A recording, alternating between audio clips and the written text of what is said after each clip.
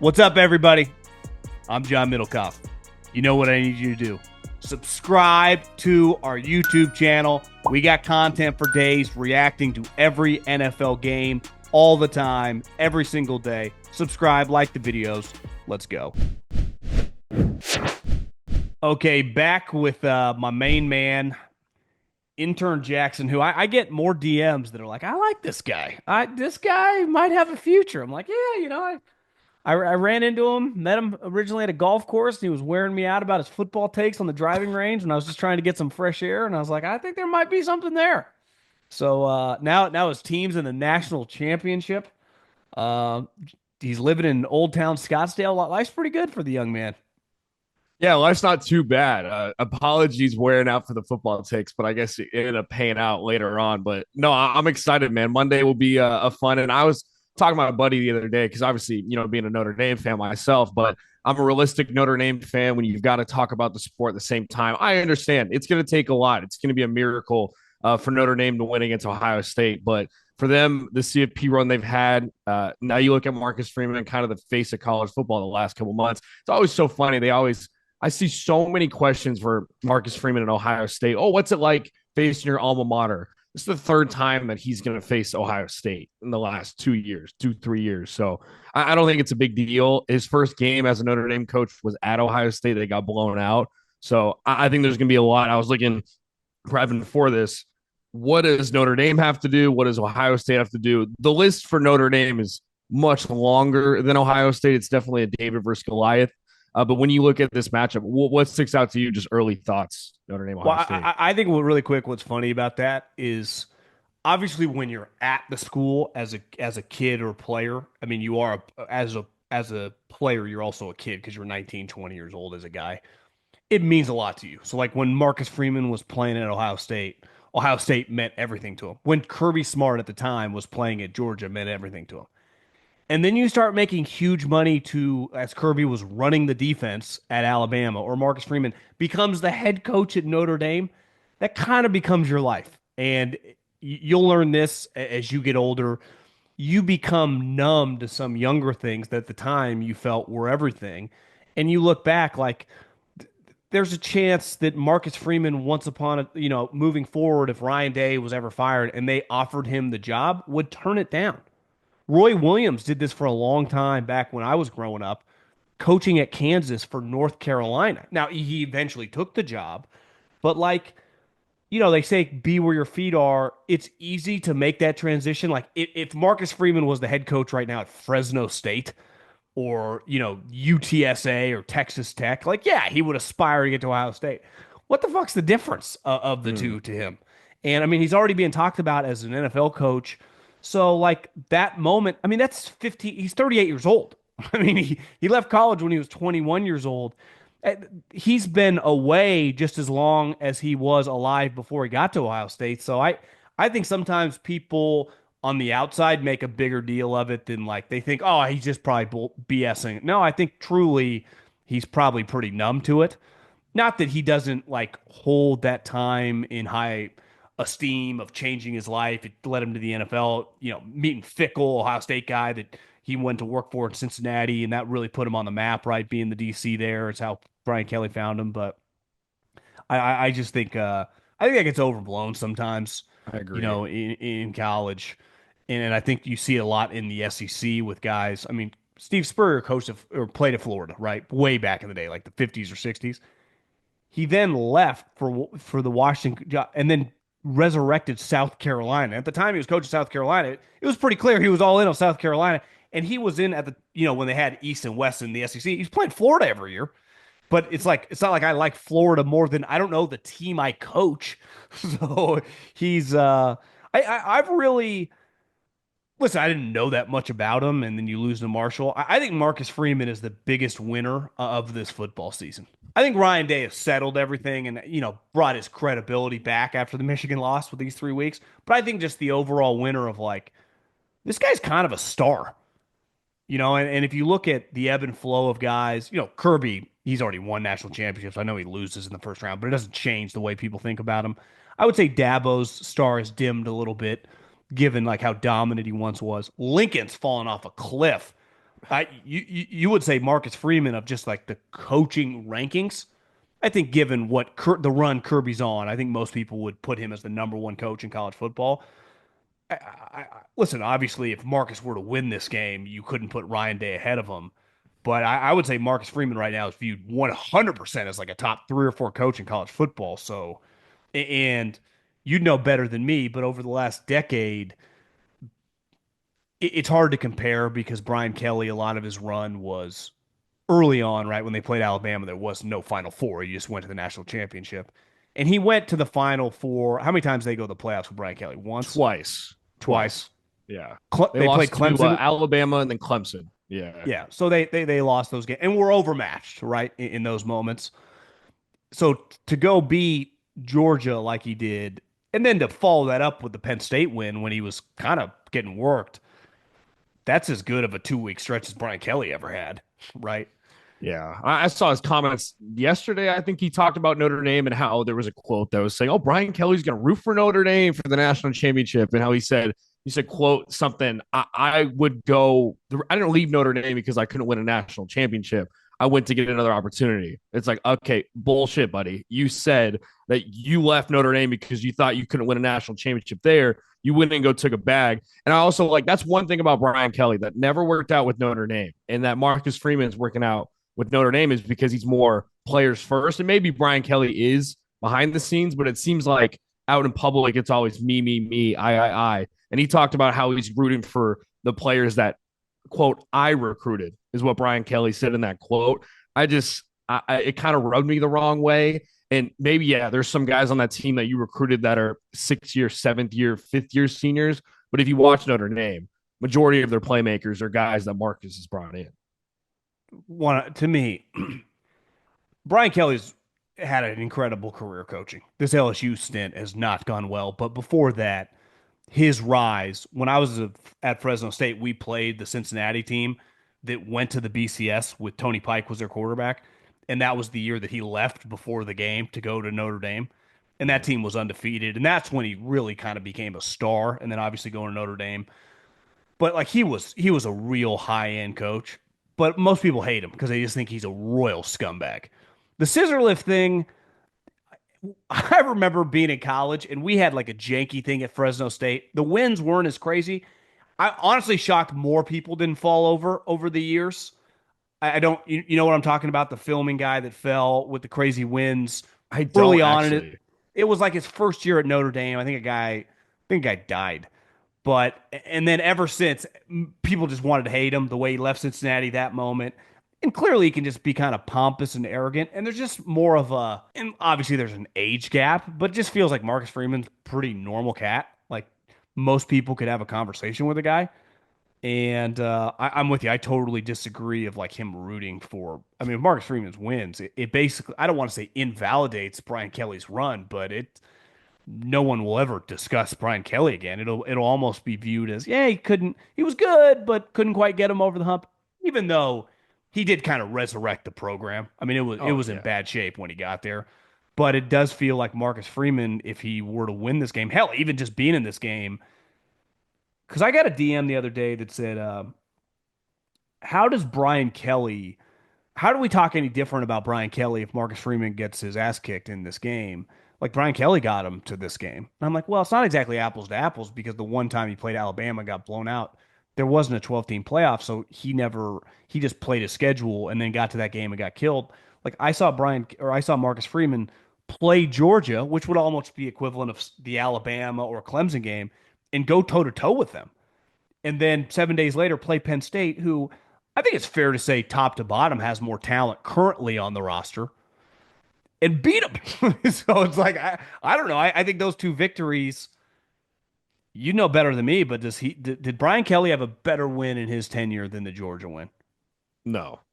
I'm trying to even think of What's wins his best win? maybe at home against a top 5 ranked opponent. I can't even think because, two, in Marcus's first year, he beat a top 5 Clemson at home when they had DJU, which at the time, now looking back, not a great quarterback, but during the time they were undefeated, Clemson coming in, and it was a big win for Notre Dame, especially after losing those first two to Ohio State Marshall. But I can't think of one. And for them, you're right. Like Marcus Freeman's killed the narrative that Notre Dame can't win the big one. I'm even having friends texting me like, I kind of like Notre Dame now with Marcus Freeman as the head For coach. sure.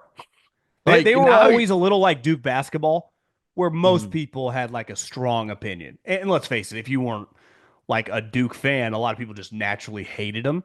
And that's what I always felt Notre Dame was like. I think the Cowboys are like this, the Lakers are like this, the Yankees are like this. They feel pretty likable. Like honestly, in that game, I had money on Penn State, but it's like I get why people are like, "Who's this James Franklin guy?" Marcus is just much. He made Notre Dame likable, which I bet if you ask someone mm, like 50 or older, they'd be like, "That's unheard of." People like Notre Dame, just a casual fan. I think most yeah, people are going to be rooting for him. I think the scary thing is, regardless of the outcome of this game, is I think he's kind of on the radar of NFL teams because he was an NFL player and he clearly is a fantastic leader. He kind of has like a Harbaugh brother, Tomlin, Pete Carroll, a little happier, kind of vibe to him, just like a natural leader, just kind of a stud. And he's so young. I mean, you could still have him for 5 more years, but I wonder, man, if these teams are going to keep sniffing around. Maybe he's got what, 7 kids. yeah, He's he's just a got fascinating 6. individual. Yeah, he really is. Like he just converted to Catholicism this past year. They go to mass more. But to your point about Marcus Freeman, it's unreal about this Notre Dame team because it seemed like, and before the season, Sark talked about it, how the biggest part making a way to the CFP 16 games is that depth. It just seems like every single time they have someone get hurt, someone comes in and they've continued to win. That's my biggest issue, my biggest worry with Notre Dame in this game for Ohio State. It's going to be the edges. The left tackle, Knapp, who was a freshman All American, a guy that replaced Charles Jagasaw, which is kind of a full circle moment because Charles Jagasaw, he's a redshirt freshman, redshirt sophomore left tackle, is supposed to be the Joe Alt 2.0. Tears his pec during fall camp. They start a true freshman. He balls out the entire season, becomes an All American. He gets hurt against Penn State. He's not playing against Ohio State. So if Jagasaw plays, he's supposed to start at left tackle. He's supposed to, and I would feel more comfortable him. But that all depends on the right guard because he got hurt during that game too. So if the right guard Rocco plays, then he'll be at the left tackle position. But if he doesn't, then he's going to be at the guard position. And Tosh Baker's at the left. So a lot of movement there for Notre Dame. I'm worried about the edge protection because Sawyer and JTT, 2 guys that were supposed to be first round picks, they've been dud the entire season.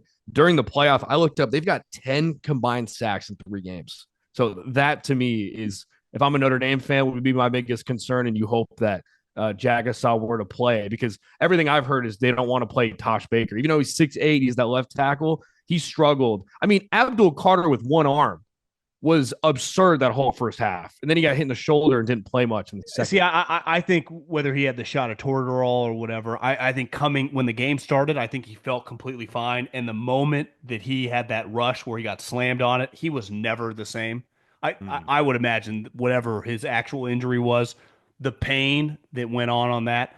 But those guys, like you said, Sawyer first rounder. I actually texted a buddy who's a college director for an NFL team. He thought, he's not a first, he's like third, fourth. But again, he's gonna play in the NFL for a long time. But he can have moments if you're an unathletic tackle, like the play that basically ended the Texas Ohio State game. He just smoked that dude, and you could tell the guy was kind of bending over. And I mean, Texas is rolling out NFL guys too, so it can be a tough matchup. Big picture, that's a good thing. I mean, you got all these guys. Like I would imagine, one's you're going to be your left, one's going to be your right tackle next year. You got Love Exactly. coming back. I mean, you're going to have probably you should have like a top 2 or 3 rushing attack in all the country next year. But that who cares about that for this game? So yeah, I would say that one thing Ohio State obviously they kicked the shit out of the Oregon and Tennessee. They got into kind of like a heavyweight brawl that you guys have been playing in these last 2 games, and they haven't played in that after the Michigan loss in the playoffs so far. And they went toe to toe, and they kind of relished that moment. And that's the scary thing. Like we know they can score. The good thing is your guys' defense is so good. I think you can copy a little bit of what they did with Jeremiah Smith. Texas's defense is elite too. I mean, all 4 of these defenses right in the playoffs are really, really good. So if you can just slow him down, it just slows down their offense a little bit. I I'm tempted to take Notre Dame as just a flyer money line because the way that they could win this game is it kind of like Texas had the chance.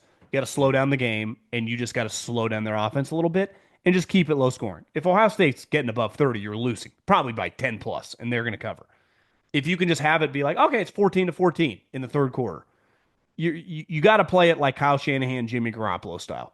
We're not trying to score 30 points. We have no problem winning the game with 17 to 21, but we are going to slow down the possessions and run the ball. And that's where I think Jeremiah Love playing, as the game went on, he got a little bit, it felt like a little more fluid. Because right when they came to Marcus Freeman, like the stupid 10-second pregame interview, he's like, yeah, we'll see what he's got. I was like, I don't think he's got anything. And then as the game went on, it felt like he loosened up. Now he's got an extra, that's a lot of time between games, right? 10 10 plus days. days. So if he's just, what do you think he was that game? 70%? If he's 65, like he wasn't Yeah. close to 100. So now you add another 10, 15% of what he was, maybe gets to 85, 90, and just feels a little more fluid. Because to play in that game alone, he had to be well over 50%. And then now he's got a bunch more time. He can just keep rehabbing that knee. If he could be like 90%, you just need a good rushing attack. But Yeah. if Yeah. your defense doesn't play well, you got no shot, right? No, I think they've got it. That's my other issue I have too is Katron Allen, Nicholas Singleton rushed for 200 yards plus. That's the first time this season they've really seen a two-back system like that. And Ohio State's probably better with Henderson and Judkins.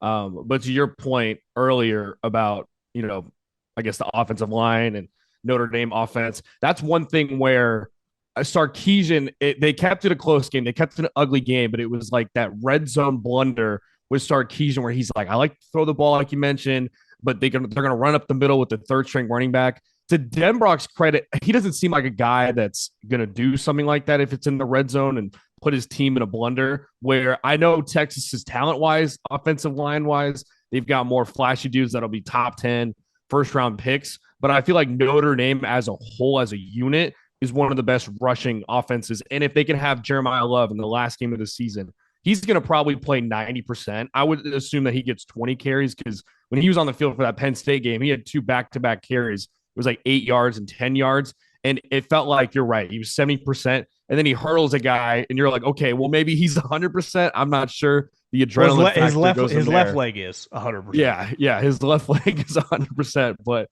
I don't know. I think you're right. I think it's got to be one of those ugly games. I'm worried though because they've got a young secondary with Notre Dame, and they play a lot of man defense. And I know that Texas played a lot of zone and a lot of stuff back.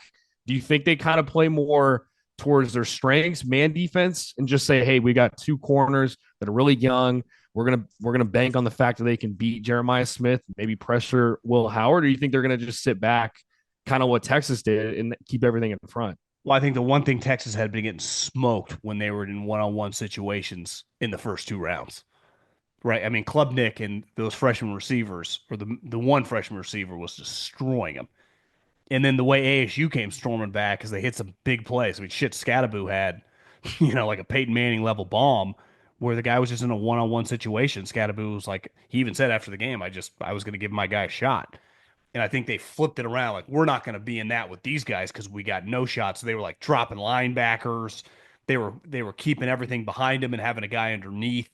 I would imagine that you got to implement some of that. Now, like you said, do they feel better? Like, our guys are just as athletic? I don't think you can treat Jeremiah Smith just one on one. The problem, and Texas had this issue, is they did an incredible job on him, right? Like if they had won the game, the star of the game would have been the defensive coordinator in the game plan against the passing game. But Tate, I mean, when your third wide receiver, and this is what Ohio State has in the bag, like their third wide receiver in any given game could have 120 to 150 yards, and you could throw him the ball 15 times, right? And he could score multiple touchdowns. So it's like, yeah, you could stop the other two guys, but the other guy can go nuts. Penn State, I don't know enough. I'd have to text like NFL people to know. Maybe they got some underclassmen, like how elite their prospects are. But their offensive line clearly is really good. I mean, last year their left tackle got drafted to the Jets top 12 pick. I mean, they aren't just recruiting the pass rushers and running backs, right? I mean, their offensive line is good. Ohio State's is not. I mean, if you think about the big Henderson play in that game, it was a screen pass. Which, if I was going to defend Texas on that, it's like end of half. You don't want them to hit a bomb or get in a field goal range. I think they got a little too soft. And all of a sudden, he had running room, and all he had to do was make a guy miss. And he's probably, I don't know what his 40 is, but it's probably closer to 4.3 flat than it is 4.5 flat. So that guy can fly. And I just, they have struggled running the ball. So if you guys put him in a pass only situation and can just somewhat slow down Jeremiah Smith, again, that's the formula. And to me, it's either Ohio State blowout. Like there is no scenario where Notre Dame to me wins this game by unless there's like seven guys break legs by a lot. They would have to win in a crazy close game, or Ohio State blows you out. I have a hard time seeing even Ohio State win close. Yeah. I either see like a 20-point Ohio State victory. I wouldn't go like Georgia TCU because obviously, but like the version of like, God, this we peaked in the second, in the final four. Or like Notre Dame can win it close. And they've just won two close games. And that wasn't that Marcus Freeman's thing. Like, we think we can win the close game. Like, we just keep this thing close, we'll win it. NFL playoffs. We're talking about the NFL playoffs. You bet we are. Get in on the action at DraftKings Sportsbook, an official sports betting partner of the NFL. Scoring touchdowns is a key to winning in the NFL playoffs. And the key to you scoring big is betting on them at DraftKings, the number one place to bet touchdowns. Ready to place your first bet? Try betting on something as simple like a player to score a touchdown. Go to DraftKings Sportsbook app and make your pick. Here's another reason to watch your favorite players crush it in the playoffs. New customers bet $5 to get $200 in bonus bets instantly. Score big during the NFL playoffs with the DraftKings Sportsbook. Download the DraftKings Sportsbook app. Use the code JOHN, J-O-H-N. That's code JOHN for new customers to get $200 in bonus bets instantly when you bet just $5. Only on DraftKings Sportsbook. The crown is yours. I think that's one thing for them is they've capitalized off of turnovers and mistakes. And situationally wise, I've thought recently they've done a good job, either third down, fourth down, or in the red zone, which I guess against a team like that, I mean, I told you before, like I looked all the stuff that Notre Dame has to do. There's like 15 things that they got to do to win. Ohio State, it's like, don't fuck it up. Don't turn the ball over. Don't give them opportunities. Because that was the one thing that kept Texas in the game was all those 15-yard penalties they have on second and third down. And then you look at Ohio State having Will Howard to make a play on 3rd and 20, 3rd and 25. Like that's what kind of kept Texas in that game. So if Ohio State does that again, like I had a friend talk to me about Ohio State's interior offensive line. They're like, well, they've got injuries in the interior. It's like, well, yeah, but during that Texas game, they've looked like the past couple weeks. It was like the biggest knock on Notre Dame beginning of the season that they had an inexperienced offensive line. Now you look 16 weeks, their offensive line's got experience. It seems like Ohio State's offensive line wise has adapted to their injuries the past couple weeks. Well, when you're Ohio State, I mean, even if your backups aren't as good as they once were, your backup is still. If your backups all hit the transfer portal, like Fresno State and San Diego State are not signing them, right? I mean, Wisconsin would die to have them, let alone, Belichick and Florida State. I mean, the top teams would all be over their backups. So, yeah, their backups might not be good of their starter because the starter might be pick 28 in the NFL draft. But if you let the backup start for 2 years, more than likely, at worst, he's probably like a fourth-round pick. So, I mean, Ohio State has the best roster in the country for a reason. So they've had some injuries, but and they've peaked at the right time. And listen, I actually think Texas is good. Like their defense is big time, right? And their offense, if Quinn Ewers could just play okay, which he was you kind of saw everything in that game. They still have, I mean, the best four rosters, or four of the best, I would say 6 or 7, were in the Final Four. And it felt that way watching the speed. And I would say the Texas-Ohio State game felt like a little bit different level speed-wise, but part of it was, I would say Notre Dame, Penn State was a little more like ground and pound type game. Has your impression, or I guess your evaluation on Riley Leonard during this playoff changed at all? Like what from his perspective? Because you look at the top players in this game, you probably go 5, 6, 7 deep until you reach a Notre Dame guy. But if you say most impactful for this game, I'd say Riley Leonard's 2 or 3, just because what he can do with his legs and his unpredictability. And when the pocket collapses, you think he's going to get sacked and he kind of rolls out of it. What's your perspective on Riley Leonard this game and I guess the playoff as a whole? Well, I think him and Will Howard are kind of similar players, right? I think a lot of people question, like, are they NFL passers? Yeah, Will Howard, I mean, throws a lot of NFL passes, but I think a lot of people question that. I think that's definitely the question mark with Riley. And both of them at any moment, you can run a quarterback power and they can run for 20 yards while they run over a guy. Is you see Will Howard because of the way they play offense, just throw more down the field. I thought Riley Leonard had 2 passes. I think one to the running back on like a wheel route that was just beautiful, and another one to the tight end on the left side that were just two like NFL. I mean, it was the difference in the game. Like he was making passes that Drew Aller just could not make, and just felt like in rhythm, getting hits. Like, damn, if he's gonna make throws like that, their team's just on a different. It's like why to me, it's why they won the game was Mm. a couple of his big passes. So yeah, I mean, I remember watching him at Duke. I mean, his and this is what Marcus Freeman never shuts up about, like his competitive nature. What's crazy is he's this massive guy, but he's got a baby face. He looks like he's like 14 years old. But I've been impressed with his passing. To me, he's definitely getting drafted higher than I thought. I mean, fourth round, where I would have thought early through the season, like he's an undrafted free agent. But coaches are gonna love this guy when they get involved in the draft process. And I would put Will Howard in this. I bet both these two players, when like the coordinators and the head coaches get involved, especially defensive head coaches, they're gonna like those two cats. They're gonna get drafted a lot higher than anyone would have thought 2 months ago. And I think both. Yeah. I would flip a coin. I would guess from a character standpoint and leaders, they're both the same guy. One of those two guys is going to have a lot longer NFL career. Maybe not a starter, but if you told me one of those two guys is like a 10-year career bouncing around as a backup, I believe you, if not both of them. Yeah, those two guys were projected to be drafted lower than this next guy I'm about to. We Well, texted think about about that. Like this. Josh Dobbs is going to have a 10-year career. Oh You know, yeah, I think Leonard see a could lot too of these because guys. quarterbacks. I mean, teams in the NFL now, too, like they want a guy that can move, and a Yeah. guy like Riley Leonard and even Will Howard can move a little bit too. What'd you make of our guy Carson Beck getting $4 million to Miami?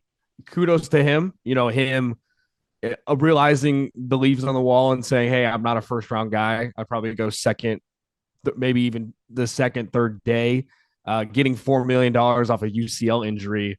I mean, he got double the amount of money of Cam Ward. It's kudos to him, but it seems like a lot of pressure, maybe even a desperate move for Miami. What was your take on that whole situation? I think he'd be at Miami whether he had got injured or not, right? Like if he had not gotten injured and Georgia would have lost, I don't think he's Georgia's quarterback next year. Do you agree with that? Apparently, Georgia wanted to keep him. Apparently, there was a report today that Georgia wanted him back in 2025. And also, I thought it was interesting. They said Alabama was a program that called Carson Beck, which I was like, huh, that's kind of interesting. Well, I do think that DeBoer likes more of a pocket quarterback, so it does make sense. I think it is a weird visual when you see him with like when he's meeting the offensive coordinator, and I saw some pictures, and he's got the Brock Purdy elbow thing on. I mean, let's use Brock Purdy as an example. He got hurt in the NFC Championship game, and he was able to start week one. So that's a lot later, right? It's the end of January. He gets injured when middle of December. So you get extra time. He's going to be ready for week one. But spring practice, he is not going to be, at least if I'm just basing, we don't know for a fact because in college it's kind of weird the way it gets reported. We don't know exactly what a surgery is, but I think it's pretty clear. We can assume he had the same injury, elbow gets ripped, needs the Tommy John quarterback thing, which is different than a pitcher because I think your motion's a little easier and guys can come back faster. And you're not throwing all out every single pitch like a pitcher. But if we assume he has the same injury, spring practice is gone. And, Brock Purdy in training camp went like, I remember he kind of eased in and then he'd go like a day on, 2 days off. Then he started going 2 days on. Like it wasn't just like their team isn't that good, like they're relative to Georgia. So he's going to a worse team with no defense. Like I think given the money, you could go like 8 wins, and I think given what they're paying, it could just get really weird and ugly. Hmm. And I think there's going to be a pressure on Mario. It's like, what's going on here? We're paying all this money to all these people. We just had a quarterback that is way better than Carson, right? Cam Ward, I don't know if he's a number one overall lock pick, but he's a top 5 or 10 pick for sure. And he's way more talented. We gave him a bunch of money and he carried us. So, how are you going to build up the team in 6 months to be way better? Because this guy can't really carry you. I don't know, man. I think I see way more scenarios for this to go bad. The one thing with Cam Ward is like he transfers, he can just start practicing and developing a rapport. And by the time the season started, like they were, that's not the case here. And obviously, the guy's girlfriend's one of the twins, so it's like, I think there were a lot of different factors. In fairness, Yeah. like I think the Twins make more than $4 million. They are crushing it, aren't they? Like the NIL dominate leaders of college athletics. Those two. Yeah. And also it's a benefit too that they're both attractive, which helps, and they're both Well, I mean TikTok dancers. It's stuff. that's why they. Yeah, I mean that's the deal here. But yeah, I think it's real interesting. I think for Carson Beck's perspective, it's a smart move. Whenever anyone offers you $4 million to play another year, where Quinn Ewers today declared for the NFL draft, it's like, okay, like Quinn, have fun getting drafted in day 3, day 4. I think the one positive you could say for Carson Beck is that he's going to a place that'll probably have better receivers than he had this year, probably a better offensive line scheme wise that he had at Georgia versus at Miami. And I guess the strength of the schedule is way less. Like, I mean, they're going to have they had the hardest strength of schedule this last year at Georgia versus when he goes to Miami, they're probably going to be around 50 or 70. So I guess that's kind of a plus being in the ACC and a more of a offense that benefits him throwing the football and have big numbers, I guess. But Yeah, he's not some scrub. I'm acting like he no, was 2 years because ago when he had Bowers and McConkey. He was good. exactly. He's a Exactly. solid. He's not as bad as he was this year. But I do think when you factor in the injury, when you factor in the team he's going to, like you said, it's an easier schedule. But they might have the number one overall quarterback this year and a good offense, and they were in. Felt like every game they were in, it was a tight game, and that guy was pulling Defense was plays out so of his bad. ass. Like, and Carson doesn't quite have that physical ability. I give him credit. He 100% tore his UCL. Even if he would have got drafted, he would have got drafted in the 6th or 7th round. You take the $4 million. I would say the same thing to Quinn Ewers. Like, you are no lock to go any higher than I would say the 4th round, like day 3. So did you have offers at 2, 3, 4 million, which I would guess he would? Like, you're crazy not to take that. Now he was an unconventional from the start, right? Didn't he skip like a senior year in high school and like reclassified, went to Ohio State? So he's had a kind of he was one of the leaders in the NIL lawsuit. So I think he's beats to his own drum that way, which I'm I not haven't against. Like I'm all for it, but I just think that, man, if you could have got $3 million, like your NFL career could end fast. I haven't met a kid that took a year off of high school and left a year. Like, they say, oh, I'm going to forego my senior year and go a year early. I don't remember a quarterback specifically that's turned out well from doing that. I remember JT Daniels when he came out of college or came out of high school. He's like the number one quarterback in the country, forego to senior year, and then just became one of those guys that went to USC, then Georgia, and then West Virginia, then Rice. Like, that was the same thing for Quinn Ewers when he was, quote, the greatest quarterback recruit. That was his title out of high school. And then just to kind of see the way things are going, you're right. Like, he could have I saw rumors of Oregon, Ohio State, North Carolina, Notre Dame, Alabama, all looking at him for $3 million. And he's healthy. That's one thing about him versus Carson Beck. It's like Beck's got that injury. And you could argue, I mean, who do you think had a better year, Beck or Ewers? Ewers. Yeah. I mean, he would have definitely got 3 or 4 And you million factor in dollars. like his elbow works right now and he can practice in the spring. If listen, you do what you want to do. I hate. I can't even. You couldn't put a gun to my head and force me to go to a class. Like I mean, so not saying that these guys are actually going to class, but if they do have to get at minimum go to a class or two a week, I understand never wanting to look at a professor again. But if I assume that they don't really have to go to class, if he had $3 million on the table and I was advising him, I would have advised to, pick whatever the best program you want to go to of your options and take that money. When you think big picture, I think there is. I would say if I was a betting man, he's more likely to be in and out of the NFL fast than have a longer career. And especially once you like, if he goes in the 4th, 5th, 6th round, part of the reason a guy like Mariota or Carson Wentz, you look at some of the backups right now, can stick around a little longer and wait. Is Carson Wentz even good? When you're a really high pick, you get some extra chances over the course of your life. Like Mariota's gonna have like a 15-year career, and it's like he's not a very good player, but it doesn't matter because like high pedigree, obviously high character and stuff. But when you're a mid-round pick, there's a huge element of like out of your control luck involved.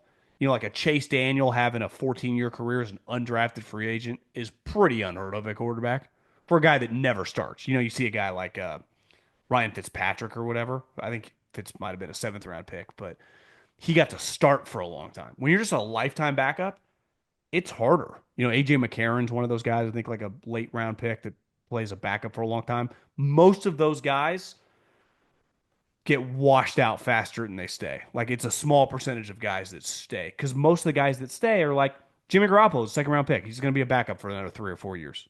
Even though he might just be just as good as some of the guys that are like fifth round picks, they just get the benefit of the doubt because they got to start for a little bit or higher pedigree guy. So if you tell me right now Quinn Ewers ends up being a fifth round pick, and maybe he ends up going higher, I would doubt it. Uh, but even if he just goes fourth round pick, third day, there was just no, you don't get the benefit of the doubt if like immediately you don't look good in preseason. You're just holding on for dear life from the jump. Where it's easier as like a guard or a linebacker because like you can play special teams, right? So many other guys get hurt. Like a quarterback, if you're just on the practice squad, there's a decent chance you just stay on the practice squad for a couple of years, which again doesn't suck, but you make, I think it's 10, 12, you make like 180 grand. I think Quinn Ewers' mom's on payroll for him too, which is also another reason why it's like, hey, you get offered $3 million. Why not help your mom out a little bit too? Is on that payroll. I was gonna ask you because you mentioned him being a fifth round guy. Is there any way for him to boost up his stock through this NFL Combine, Pro Day, like what do you call it? I guess draft workouts and stuff that he's gonna go through. I think the Senior Bowl is now allowed to take underclassmen. If that's true, he should 100% play in the Senior Bowl. Like if he's allowed to play in the All Star game, which I'm pretty sure they changed that rule within the last year or two, he should go to the Senior Bowl and participate, which I would guess he would, and he would be one of the. I mean, if you told me Quinn Ewers was in the Senior Bowl, he'd be one of the biggest names there for sure, and that's part of being a quarterback. But like, I didn't know, like the models on Joe Burrow's payroll, like similar thing. Did you see that the girl that saved his house from getting robbed? Oh I my guess they've already gotten gosh, robbed. He said she's an employee of his. that's a whole weird situation. I think she's bi too. So I don't. I mean, that Yeah, I kudos to mean, Joe Burrow if hey, you got enough money to have a swing. smoking hot model as your maid.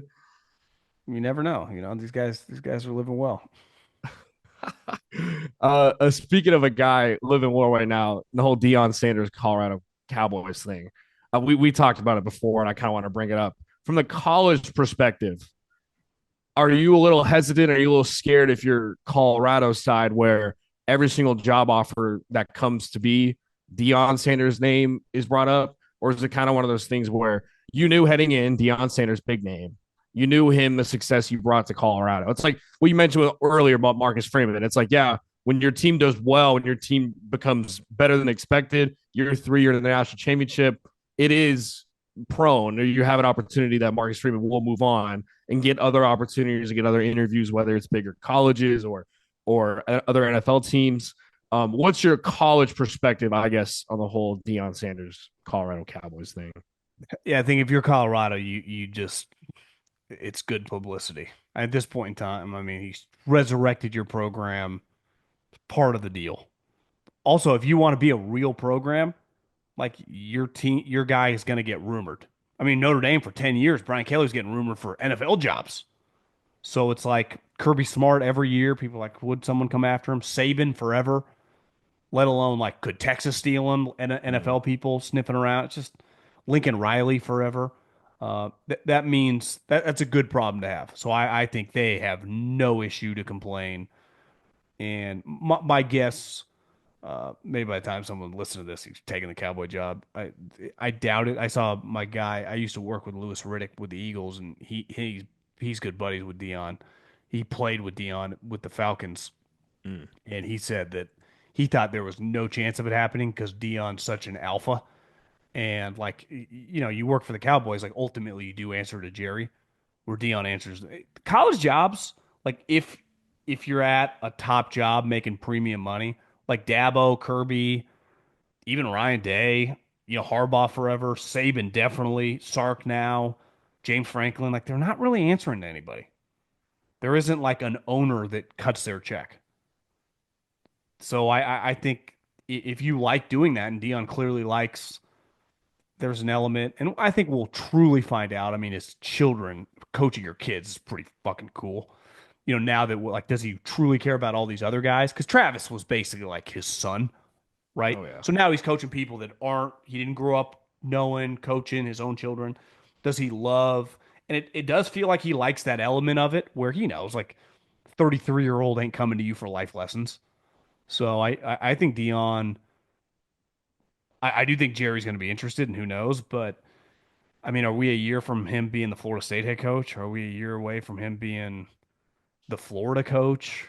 Right? If Dabo and Clemson were to ever break up, I mean, these schools. You see, Clemson just stole Penn State's defensive coordinator, Tom Allen, the Indiana guy. So it just shows, Yeah. like, oh, Clemson, they're kind of falling behind. It's like, well, I don't know. I don't think so. These schools care deeply. So to me, Dion's another 8+ win year away. Like if he went 8-4 this year, I think all those SEC teams, any team that needed a guy would come right to Dion because he can recruit. And recruiting now, like they have the NIL money. It's like everyone's offering a kid 300-400 grand. It's like, who do I actually want to play for? Right. If I fill all the money for our top guys, and clearly Dion, you probably follow recruiting closer to me, but he's landed some big time dudes since he's been at Colorado that definitely had financial offers from like SEC and Big Ten schools and like Clemson and Florida State. So, Yeah, the Travis quarterback Hunter, he clearly he had that was easy. Like looking back, it's not as crazy as Travis went with him to Jackson State. Now though, can he get a guy that's like Alabama, LSU, Georgia, Ohio State, and Dion, and he goes to Dion, and everyone's offering him $500,000? And if he starts doing that, then every team in the country would give him 10 because I mean, Dabo's not calling plays, right? I mean, a lot of these Kirby's not. So if you're recruiting at that level, then to me, he's a 80-90 million dollar coach. I mean, that's how much these guys are making, right? Yeah, Dion actually he stole a left tackle last year, Jordan Seaton, who was like the Is that the number guy one that left started tackle in all the season, country. number 77, the left Yeah, it tackle? I mean, started another freshman All American, and then he stole Juju Lewis, who was a longtime USC commit with Lincoln Riley. And then the last minute, he stole him over. So again, you mentioned Lincoln Riley on the downhill. Deion just went over there and said, "Hey, I'm going to take this quarterback out of high school, the number one quarterback in the country." So they've got him next year. I do think it is kind of weird watching Deion Sanders. Like I saw his little first meeting without his sons. It is a little weird. I mean, because you're so used to that the last couple of years. We've seen this run of him the last 4 seasons. I think it will be interesting, though. You're right. Like, will he, without his sons, will he like coaching in college? Will he like coaching there? Is he going to move his way up? I think it's an interesting perspective, but And man, it you wasn't just just it was recruited him. three of them, right? It was Shador, Shiloh, and Travis. So he always had one of them. There were always clips of him going on like Rich Eisen, and Travis would be in his office stealing a pair of shoes. Like that's it made probably the job really, really fun. It was like I listen to someone that lost his dad years ago. Like I always thought that was a really cool, and like like the LeBron, Bronny thing ain't organic. LeBron just I don't blame LeBron, used his power. Like the Shador thing was very organic. Like Shador's a real player. Deion's coaching him. He's one of the best players in the country, and obviously Travis is too. And they've known him forever. Like that had to just be pretty sweet. Now it's like does his relationship with these guys like Kirby and Dabo and Nick. I think they really relished in the relationship they had with all their elite guys over the years, and then those guys would come back. And I think Deion can do that for sure. And the other thing is, and this is where the transfer portal works in his benefit, he can land the star left tackle or the next Travis Hunter that he doesn't know growing up, but like knows now through football. And if he gets the Florida State job next year or, pick an SEC job, those guys can just go with him. If I told you he was a Florida State coach next year, don't you think the left tackle would come with Deion? Right? 100%. Yeah, yeah, It'd be less that's this time. Like, who knows, like, how many guys? It'd be interesting, like, if he got a sweet job in a year, how many guys from Colorado would he actually bring player wise? Because that would be a different level. It was one thing to bring Shador and Travis; they would have came with him anywhere. But like, if he got the Florida job tomorrow, how many guys from this roster would he bring? Obviously, there'd be some, but I don't think it would be the number in which he brought from Jackson State to Colorado. It'd be like the left tackle would be a no brainer. One of the receiver, some of the guys, but it wouldn't be like 50. You know, Yeah. I was gonna say maybe under 20 if I had to pick a number. Because there's guys on the roster where, they've got some good talent. Obviously, they'll bring back, but they did lose a ton to the NFL draft. He doesn't have as much ties as he did before. If he were to move to another college, like you mentioned Clemson and them getting Tom Allen, the defensive coordinator from Penn State. That program, it's funny how Dabo was made fun of for not using the transfer portal. And in a blink of an eye, they win the ACC. Their quarterback looks phenomenal. He'll be a top quarterback this next year. Garrett Riley looks better as an offensive coordinator. And you've got Tom Allen. You've got a lot of young talent.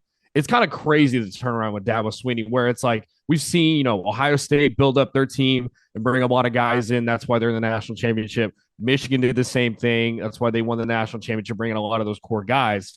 Clemson might be one of those teams where Dabo may be cooking something up. Well, what was your take on him getting Tom Allen? Because they've kind of turned things around.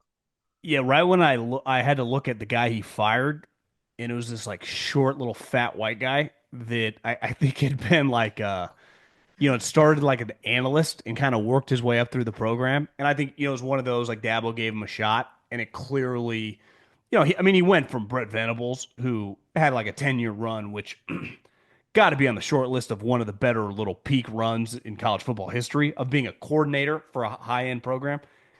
And they clearly struggled to kind of figure out the replacement. And the guy, I remember looking at him like, I don't know if this guy's recruiting that well. And clearly their defense just wasn't as good. Now, I don't know if some of that is, I guess, their recruiting not been as elite. It's harder to recruit now in NIL for sure. I thought it was more crazy. Like, how does Penn State, like, does James Franklin not want to keep him? Like, how can I not offer more money? How can I not offer Micah Parsons, Abdul Carr? Like, we are getting the cream of the crop here. And we're competing. We went farther in I thought it was kind of weird. I haven't read anything like there was a personal blow up, but why would you like what the hell's the difference if the money's the same? And it's not like, well, he's from the South. He's just coaching in Indiana, right? So he's a Midwest coaching in the college, the Big Ten, comfortable and knows all that. Like he knows all the personnel. He's been coaching that conference now for a while. Now he's going to a place he doesn't know the players or the coach. Like it's more of a challenge. If Penn State wanted to keep him, they could pay him. I don't know that I think that was a little weird. I totally get where Dabo Sweeney's coming from. I would have gone after him too. But it's like, I'm sure Dabo Sweeney had a short list, like Al Golden, Tom Allen, most of them are like, yeah, I'm staying. Why would I leave? The dude at Ohio State is crushing it. I'm sure he called like top 10 coordinators in the country. One of them said yes. A lot of them probably said, no, man, I make just as much here. These like Penn State could pay you like $2.5 million to be their defensive coordinator. So can Dabo, but why? There's got to be more to that. Yeah, and I know that Penn State will lose Abdul Carter, but they are bringing back 4 or 5 starters from this last But it'll season. recruit the next Abdul Carter. Like Exactly. That's And then is it a James Franklin thing? Is it? I wonder even know how that conversation began with Tom Allen and Dabo Sweeney. Like, are they just? Is it just a simple DM saying, "Hey, you want to come over here to Clemson? Are you tired of Penn State?" Like that move was super shocking. Now for Penn State, they're about to have their third DC in 3 years. yeah. I don't know. James Franklin, like Dabo, CEO head coaches, but they're both offensive guys. So it's like in theory, you get to run. Definitely, Venables, was the head coach of the defense there. I don't know if that's changed since. Maybe James is kind of more in your ass than we realize. Mm. Maybe it's as simple as that. Again, that's an underrated part about the profession that unless you really have people inside a program or an NFL team, it's like, yeah, these two hate each other. I'm not saying they do, but that happens way more than actually comes out to the public. There's like, I'm just tired of working for this guy. I don't like working for this guy. Even though on its surface, you're like, this has got to be. You would say the Penn State defensive coordinator job feels like one of the best assistant coaching jobs in the country, given the talent that they get on a yearly basis. I mean, hell, they've been a top 10 program for like 10 straight years with James Franklin, and it hasn't been because of their offense. It's Mm. it's all their defensive guys. So you remove Tyler Warren and Saquon Barkley. I mean, you think Penn State, you think defense. So I don't know. Maybe there's something to be said about easier road. It is hard. It's harder in the Big Ten at the top. That's for sure. Because I think Clemson would go, we're the top. Or Penn State, I mean, you're clearly chasing Ohio State. And, even Oregon's always going to have as much, if not more talent. And Michigan should turn it around relatively quick. Mm. So maybe I don't know. I don't know why you'd care as a coordinator. As long as your defense is good, it doesn't matter. I don't know. That's a good question. Yeah, it's interesting. My last question for you as we wrap this one up. When you look back at the season as a whole, college football season, a bunch of movement, conference realignment, a 12-team playoff. It seems like the sport's getting there. I know there's a lot of nicks and crannies and a lot of stuff that people are mad about, but it's one of those things where it's year to year basis. Like, let's just get through this and figure out some what we need to fix, and then go on to the next year. If you look back on the season as a whole, are you happy? Are you satisfied with the college football season? Like, what would you say is your take on reflecting on this new season of the sport? Well, I would say from a popularity standpoint, it's clearly the number two sport in America. I mean, it's the same sport as the number one, but it just in terms of the ratings, how many people watch, college football is massive. I mean, people were mad about 18 million people watching a Thursday night Penn State Notre Dame game. It's like this is on Thursday night, and you're comparing it to people are like, well, it's down from last year's Saban versus Harbaugh. Say that again out loud. Saban versus Harbaugh, which is one of the better Michigan slash Alabama too, one of the great matchups we've ever seen at the Rose Bowl on a holiday. So Thursday night, 19 million people watching. There will not be 19 million people like even coming close to watching one single NBA game or baseball game, and we had Dodgers Yankees in the World Series. So the sports popularity, because I think of the playoff and so many other teams involved now, and just how popular football is in general, is pretty awesome. So I think the 12 team playoff de-regionalized college football a little bit. It just made everyone kind of relevant, and I think helped out the sport. Obviously, you got to fix the seeding stuff when it comes to the playoffs. But again, you could argue the seeding. People are arguing the seeding with the NFL. Like, is it fair that a 14 win team has to go on the road? People are going to complain about whatever, but I think as a whole, people should be very, very excited for college football. And as it's never been more lucrative, obviously, to be a coach. And as a player, it's about as good as it gets, right? I mean, you're giving random guys $400,000 or $500,000. I just think it's just a great time to be involved in college football. If you love college football, it feels like a lot of people have takes and thoughts. I think one thing to keep an eye on, it does feel like uh, the quarterback play this year more than questionable. Like, it doesn't feel like there's that many sweet NFL guys. Who is going to be that guy next year? There's no like lock of these young stars like Riola kind of let down the hype on Arch. How's he ever going to live up to it? Lincoln Riley doesn't have a quarterback. Who's Georgia's quarterback? Oregon, the what's his name? Dante Moore, who started at UCLA, who's now at Oregon, might be their starter. I saw some of his teammates were hyping him up, like get ready, and maybe he is. Yeah. Uh, but I think there are a lot of question marks. That'd be my one negative with college football is just there's a lot of question marks at quarterback. I know there are sweet wide receivers, sweet pass rushers, a lot of other good positions. Obviously, this is the year of the running back. Like, where are my next couple years of Lamar Jacksons and just Baker Mayfields and just star quarterbacks? Because that's what you'd say right now. Like, two best teams in the country have like mid round guys who are likable and fun to watch, but neither one of them they're going to get their name called and hug Roger Goodell on the stage. Mm-mm. That helps. No. If you think about it, like when your star quarterbacks are on your best teams, Alabama had that, LSU had that. Even that's why Carson Beck kind of built up because he was on the best team and he didn't live up to it in Ewers. But can we get some top guys that are going to go in the top 15? I mean, look at last year. Penix, national championship. Bo Nix on one of the best teams. Caleb Williams was at USC. LSU had a disastrous season. They went 9-3 with Jaden Daniels and he won the Heisman. So like I can live with a Drake May on a crappier team, but I like couple of my quarterbacks to go in the first round on top 5, 10 teams. And now with the expanded playoff, can you imagine if you got a couple guys like this guy's going to go in the top 10 in the draft? And not like one of those Drew Allers, like, hey, he could if he. No, like this Mhm. guy's a lock to be drafted high. We almost had it with Cam Ward, but Miami fell apart. That's the one thing to keep an eye on, just the quarterback play. And maybe because the Yeah. movement, it's so chaotic, it's hard to, you just never know. We'll have some like out of the blue guys. All of a sudden, you'll get the next Joe Burrow that no one's talking about. But I don't feel confident about that right now. Yeah, I'm trying to think of some guys next year, but we even heading into this year, we thought the quarterback play was going to be better. We had Carson Beck up there, we had Quinn Ewers, and they kind of let things down. So even looking at next season, where Nico, how does he do at Tennessee? How does Yeah, DJ he's a guy, Lagway another guy. do at Florida? How does Klubnik do? Like, I think there's a lot of guys where you do have question marks. You're right. I love the amount of attention sports brought. I do miss the Pac-12 dearly. The Pac-12 after dark. That was the one thing with the whole movement and stuff like that, them moving on was tough to watch. But it's pretty sweet watching Oregon and USC in the Big Ten.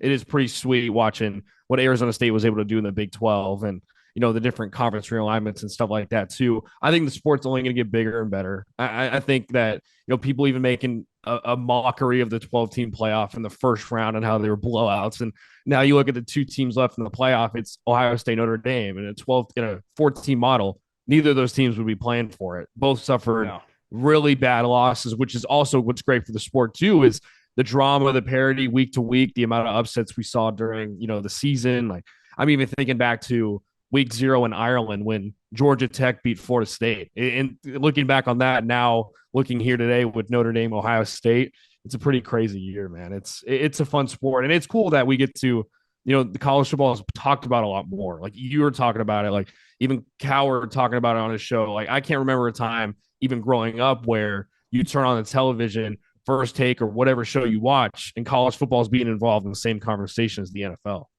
Yeah, to me, the biggest story next year, and it's not even going to be close, is going to be Arch Manning. And it's just that, I mean, Peyton Manning's one of the biggest, most famous athletes of my life. He's obviously one of the best quarterbacks in the history of the league. His family name, I mean, Eli beat Belichick twice. Is obviously a famous figure in the NFL history. And I'm nervous that it's going to be hard. Like it could get weird. Like the chances that he's going to be like, he's actually like Cooper Flag of football. It's like, I don't know. We'll see. And I'm rooting for him. I want him to be sweet, but I think that the hype on him and the eyeballs on his games. It's one thing, like he started a couple games this year, right? When Ewers got hurt, but it wasn't quite the same. You knew the other guy was going to come back. Like it's his team. So I think that's going to be by far the lead story. Like Arch Manning, can he become like a star in college football and become an NFL player? And everyone, even if you're not a huge college football fan, is gonna pay attention to that. He's at Texas. They're now in the SEC. So like that's I mean, they're playing the biggest games. We'll have to see what how their schedule kind of plays out. But it's there are gonna be a lot of eyeballs on that guy. So I'm excited for you got Peyton going to the games with Eli and Cooper. It's going to be, I mean, you talk about people talking about that. I mean, NFL shows, my show. I mean, everyone's going to be paying attention to that, good or bad. And hopefully I don't want it to be bad. Hopefully it goes well. Do you know who they play week 1 next year for Texas? Michigan. At Ohio State. Wow. Welcome to I the mean, big leagues, Arch. do you have their I mean, schedule in front of you? yeah, they got at Ohio State, and they've got some really tough games.